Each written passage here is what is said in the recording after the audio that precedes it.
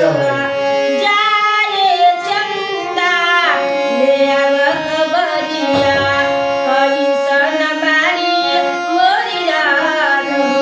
ए चंदा कैसन बारी मोरी रान हो। बहुत बढ़िया गाया जा रहा है कि बेहतरीन।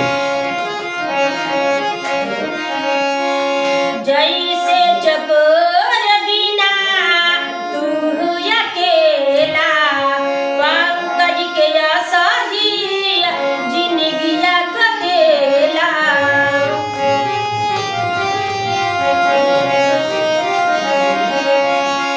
जैसे चकोर बिना तू अकेला पंकज के असही जिंदगिया कटेला।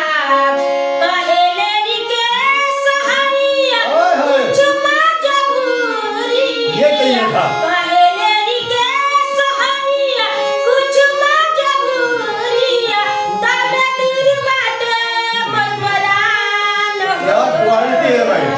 जाए चंदा ले आव खबरिया कैसन बारी मोरी रान।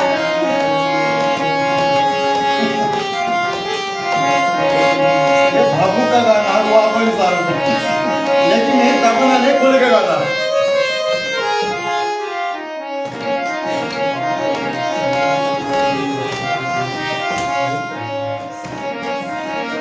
क्या बात है।